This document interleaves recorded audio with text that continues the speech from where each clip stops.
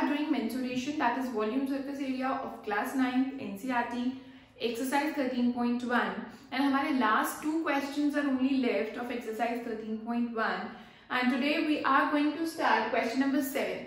Okay, so let's read out the question.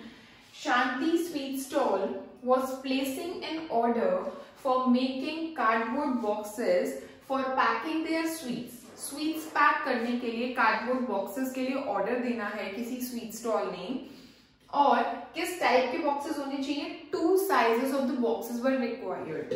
2 sizes, 2 तरह के boxes are required. The bigger of dimensions इतने इतने इतने, यानी 25 into 20 into 5, मतलब इसका मतलब 2 टाइप के बॉक्सेस हैं जो कि रिक्वायर्ड है, एक बिगर बॉक्स और एक स्मॉलर बॉक्स. जो बिगर बॉक्स है उसकी लेंथ, ब्रेथ और हाइट है 25, 20 and 5. And the smaller of the dimensions 15 into 12 into 5. और एक smaller box है जिसकी dimensions है 15 centimeter is the length, 12 is the breadth and 5 is the height. तो bigger box, smaller box, 2 type के boxes का ऑर्डर देना है शांति स्वीट स्टॉल ने. क्यों देना है? क्योंकि उसने स्वीट्स को पैक करना है उसमें. ठीक है, आगे. अच्छा, वो बॉक्सेस किससे बने हुए हैं? कार्डबोर्ड से. आगे बढ़ते हैं. For all the overlaps, overlapping होती है ना बच्चों, जैसे कि अगर आप कोई गिफ्ट पैक करते हो, रैपिंग शीट लाते हो मार्केट से, तो रैपिंग शीट को जब टेप से या किसी से भी पेस्ट करते हो या फेविकॉल या व्हाटएवर, तो वो थोड़ा सा फोल्ड करते हो ना उसको, है ना, तो दैट इज कॉल्ड ओवरलैपिंग. तो वो वही कह रहे हैं कि for all the overlaps 5% of the total surface area is required extra. थोड़ा सा एक्स्ट्रा चाहिए हमको. ठीक है, ओवरलैपिंग में वेस्टेज होती है, क्योंकि if the cost of the cardboard is ₹4 for 1000 centimeter square, 1000 centimeter square area के लिए जो कॉस्टिंग पड़ रही है कार्डबोर्ड की, वो ₹4 पड़ रही है. ठीक है, तो find the cost of the cardboard required for supplying 250 boxes of each kind. यानी 250 बॉक्सेस ही हमें स्मॉल वाले चाहिए, 250 बॉक्सेस ही हमें बिगर डायमेंशन वाले चाहिए. ठीक है, दोनों पे कार्डबोर्ड लगना है, और कार्डबोर्ड की कॉस्टिंग किस हिसाब से कैलकुलेट करनी है? 1000 सेंटीमीटर स्क्वायर एरिया के लिए ₹4 की कॉस्टिंग पड़ रही है कार्डबोर्ड की. तो हमें पहले सरफेस एरिया निकालना पड़ेगा कि बिगर का कितना सरफेस एरिया है, स्मॉलर का कितना सरफेस एरिया है. उस हिसाब से हम कार्डबोर्ड की कॉस्टिंग को कैलकुलेट कर पाएंगे, क्योंकि भाई जितना बिगर बॉक्स का सरफेस एरिया और जितना स्मॉलर बॉक्स का सरफेस एरिया, अगर मैं उनको ऐड कर दूंगी तो एक्चुअली मेरे को पता चलेगा कि मुझे कितना कार्डबोर्ड का रिक्वायरमेंट है. थोड़ा थोड़ा समझ आया होगा, अभी तक पूरा समझ तब आएगा जब हम स्टार्ट करेंगे करना. ठीक है, सबसे पहले तो ये है कि एक बिगर बॉक्स है, एक स्मॉलर बॉक्स है. बिगर बॉक्स का भी डायमेंशंस दिया हुआ है, बिगर बॉक्स का भी, और स्मॉलर बॉक्स का भी डायमेंशंस दिए हुए हैं. तो let's calculate the surface area of bigger box and smaller box like this. तो हम एक काम करते हैं, जो बिगर बॉक्स का सरफेस एरिया ना, उसको S1 नाम दे देते हैं. Let S1 be the surface area of bigger box. ठीक है भाई, ऐसा तो है नहीं कि, अच्छा ये तो पता चल रहा है ना कि लेंथ, ब्रेथ, हाइट तीनों चीजें तो क्यूबॉइड है, बिगर बॉक्स की शेप और स्मॉलर बॉक्स की शेप भी क्यूबॉइड है. अब ऐसा तो नहीं है ना कि हम एरिया ऑफ 4 वॉल्स वाला एरिया लगा देंगे हम इसमें और टोटल नहीं लगाएंगे. ये भी अंडरस्टूड है. क्यों अंडरस्टूड है? क्योंकि ऐसा थोड़ा ना कि सिर्फ ऐसे एरिया ऑफ 4 वॉल्स ऐसे कार्डबोर्ड रिक्वायर्ड होगा, सिर्फ ऐसे बनेगा बॉक्स, ऊपर भी होगा, नीचे भी होगा, सब कुछ होगा.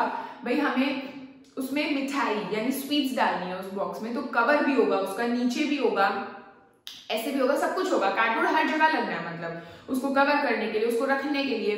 तो हम टोटल सरफेस एरिया निकालेंगे. ठीक है, और टोटल सरफेस एरिया क्या होगा? 2 into LB plus BH plus LH होगा. ये मेरा क्या है? लेट S1 है ना ये, तो ये मेरा S1 है, ये मान लो. ठीक है, तो S1 will be equal to L into B, यानी 25 into 20 plus 20 into 5 plus 25 into 5. Okay, तो 2 into 500 plus 2 5 is 10, 100 plus 125. ठीक है, तो ये आ गया मेरा 2 into 600, 725, यानी 2. तो ये हमारा कैलकुलेट करके आ जाएगा 2 5 is 10, 2 2 is 4 और 1 5, 2 7 is 14 सेंटीमीटर स्क्वायर, बिकॉज सब कुछ हमारा सेंटीमीटर में था.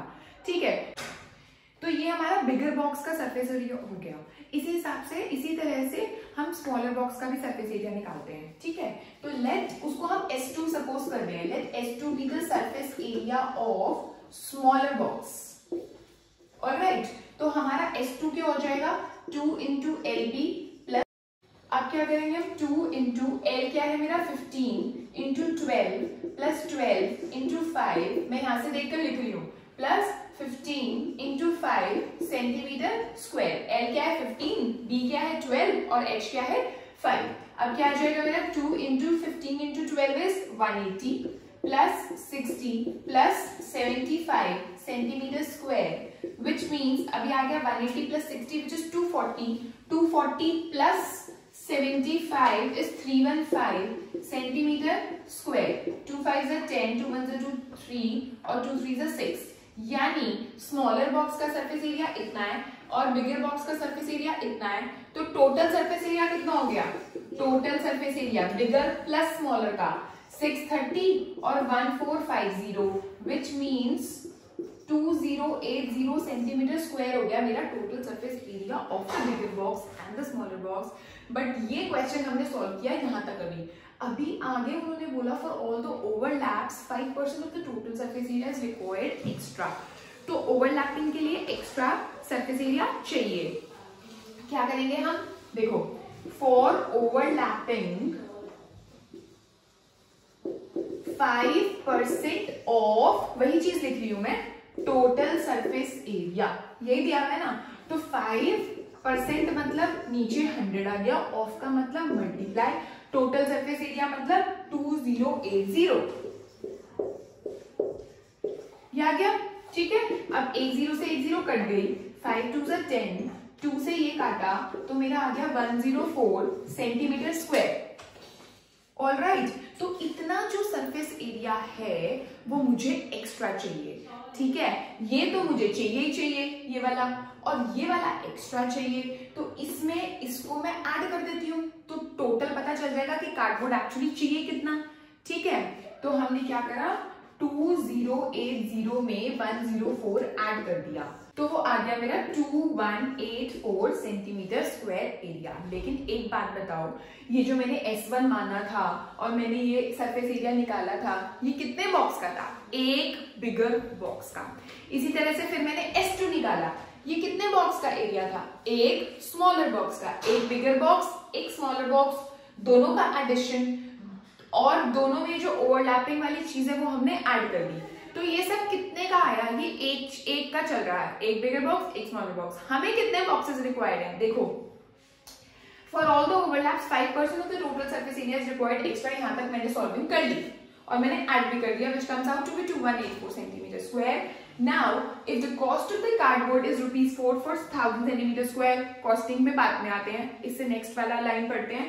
Find the cost of the cardboard required for supplying 250 boxes of each kind. 250 boxes of each kind चाहिए, और ये आया हमारा कितने का, अभी एक एक के हिसाब से चल रहा है। तो ये जो आ रहा है 2184, इसको मैं 250 से मल्टीप्लाई कर देती हूँ, राइट।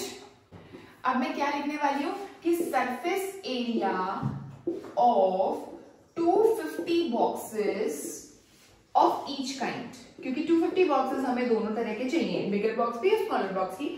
हमारा जो आया है वो 2184 आया अभी तक, तो मैं 2184 को मल्टीप्लाई कर दूंगी 250 से, राइट। 2184 इंटू 25, 5 4 जा 20, 0 2, 5 8 जा 40, 42, 5 2 जा 10, 2 4 जा 8, 2 8 जा 16, 3 2 2 जा 4, 0 0 6 4 5 और 1 0 ये वाली। तो ये जो मेरा आया है 250 बॉक्सेस के अकॉर्डिंग आ गया मेरा सब कुछ, ठीक है। अब सब कुछ हो गया, सिर्फ एक लाइन का यूज नहीं किया अभी तक हमने, विच इज दिस लाइन। अब इस लाइन का यूज करते हैं। Cost of the cardboard is ₹4 for 1000 centimetre square. तो that means cost of the cardboard for 1000 centimetre square is ₹4, यही दिया हुआ है। ठीक है। तो cost of the cardboard for 1 centimetre square कितनी होगी? यूनिटरी मेथड कि 10 पेंसिल्स की कॉस्ट दी हुई है, 1 पेंसिल की कॉस्ट निकालनी है तो डिवाइड करेंगे ना, लाइक 10 पेंसिल्स की कॉस्ट 20 रुपीज है, 1 पेंसिल की निकालनी है तो 20/10 विच इज 2। तो in the same way 1000 centimetre square की कॉस्टिंग जो पड़ रही है वो ₹4 पड़ रही है, तो 1 सेंटीमीटर स्क्वायर की कॉस्टिंग जो होगी वो कैसे पड़ेगी? 4/1000। जो कि यहाँ पर आके बच्चे गलती करते हैं, वो करते हैं 1000/4, वो सोचते हैं कि ऊपर तो हमेशा बड़ा ही आता है, ऐसा नहीं होता कभी भी। जो राइट साइड में है वो ऊपर आता है हमेशा। अब हमें निकालना है cost of cardboard for this much centimetre square, 5 4 6 1 2 3 centimetre square. तो वो क्या आएगा? ₹4/1000 इंटू 5 4 6 1 2 3 सेंटीमीटर स्क्वायर। 3 0 है, यहाँ पर भी 3 0 है, कट गई रुपीज। ये सेंटीमीटर स्क्वायर नहीं आएगा, यहाँ हम कॉस्टिंग निकाल रहे हैं। 4 into 5 46, 4 6 24, 4 4 16, 17 and 18, 8, 4 5 20, 2 1 8 4 is my answer. Guys, we move on to next question, which is the last question of this exercise 13.1, which is 8th question. What is the question? Let's read out. Parveen wanted to make a temporary shelter for her car by making a box-like structure with tarpaulin. Tarpaulin is a type of cloth that covers all the 4 sides and the top of the car. Obviously, जब हम car को cover करते हैं तो हम उसका base तो cover नहीं करते, हम उसकी चारों साइड्स कवर करते हैं एंड उसकी सीलिंग यानी टॉप कवर करते हैं, ठीक है। तो वही वो बोल रहे हैं कि हमने कार के चारों तरफ एक स्ट्रक्चर बनाना है, बॉक्स लाइक स्ट्रक्चर, ठीक है। किससे बना होगा? वो टार्पोलिन से, that covers all the 4 sides, सारी साइड्स कवर होगी कार की, and the top of the car, top भी कवर होगा, साइड्स भी कवर होगी। बेस थोड़ी ना कवर करते हैं कभी कार का, नीचे से थोड़ी ना कवर करते हैं, ठीक है। Assuming that the stitching margins are very small, जैसे कि हमने ऊपर शांति स्वीट स्टॉल वाला क्वेश्चन किया, उसमें ओवरलैपिंग हो रही थी और उन्होंने मेंशन किया था कि 5% एक्स्ट्रा सरफेस एरिया चाहिए, बट इस क्वेश्चन में उन्होंने बोला कि stitching margins are very small, so ignore them. Stitching overlapping के लिए आपको कुछ भी एक्स्ट्रा लेने की जरूरत नहीं है, बहुत छोटे छोटे स्टिचिंग मार्जिन्स जो है वो बहुत स्मॉल है, तो कुछ भी एक्स्ट्रा कपड़ा खरीदने की या जो भी चीज हम खरीद रहे हैं उसको खरीदने की जरूरत नहीं है। Therefore, negligible, उसको negligible मतलब इग्नोर कर दो। How much tarpaulin would be required to make the shelter of height 2.5 meter with the base dimensions 4 meter into 3 meter? Base dimensions का मतलब length into breadth, वो length और breadth है और ये height है। तो बच्चों, जब भी ऐसा क्वेश्चन आता है, मैंने क्या समझाया आपको, जैसे अगर मैं रूम कंसिडर करती हूँ, फॉर एग्जांपल एक रूम अपना, ठीक है, जिस रूम में अभी मैं पढ़ा रही हूँ रूम कंसिडर करती हूँ, मुझे कहाँ कहाँ पेंट करना है, मुझे वॉल्स पे पेंट करना है, प्लस मुझे सीलिंग पे पेंट करना है, मुझे फ्लोर पे कुछ नहीं करना, मुझे फ्लोर पे टाइलिंग करनी है।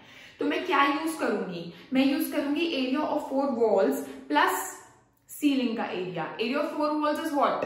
2 into L plus B into H. Area of ceiling is what? Area of top, L into B. In the same way, अगर मुझे कार के लिए कुछ बनाना है, ऐसा ही स्ट्रक्चर जिसमें कार की चारों साइड्स कवर हो प्लस उसकी सीलिंग कवर हो, तो सेम चीज है, 2 into L plus B into H, which is a curved surface area, plus area of the top, which is L into B. ठीक है बच्चों? क्या क्या यूज होगा इसमें? 2 into L plus B into H, which is curved surface area, or you can say area of 4 walls. ठीक है, हो गया ये चीज। और ऑल्सो हमारा एरिया ऑफ क्या लेना है हमने? टॉप ऑफ द कार, वो हमारा क्या होगा? L into B। तो इन दोनों को हम प्लस कर देंगे, हमारा आंसर आ जाएगा। इसमें कैलकुलेशन में इतनी लेंदी नहीं है। देखो 2 into L मेरा कहां पर है? हमने 4 और 3 मेरे लेंथ और ब्रेड्थ है, तो 4 plus 3 और H है मेरा 2.5 मीटर स्क्वायर, यानी 2 into 7 into 2.5। अब 2 into 2.5 क्या होता है? 5 होता है, तो 5 into 7 which is 35 metre square. और अगर मैं area of the top consider करूं तो वो हो जाएगा मेरा 4 into 3 which is 12 metre square. तो टोटल एरिया जो हमें चाहिए टार्पोलिन का वो क्या होगा? 35 plus 12 which is 47 metre square.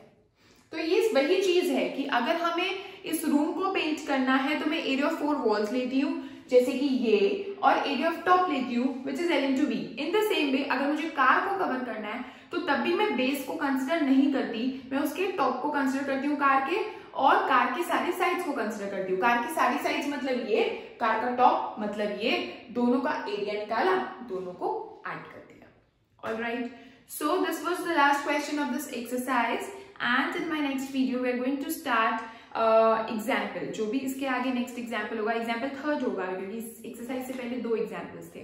ठीक है, तो एग्जाम्पल थर्ड से स्टार्ट करते हैं एंड चलो मिलते हैं नेक्स्ट वीडियो में।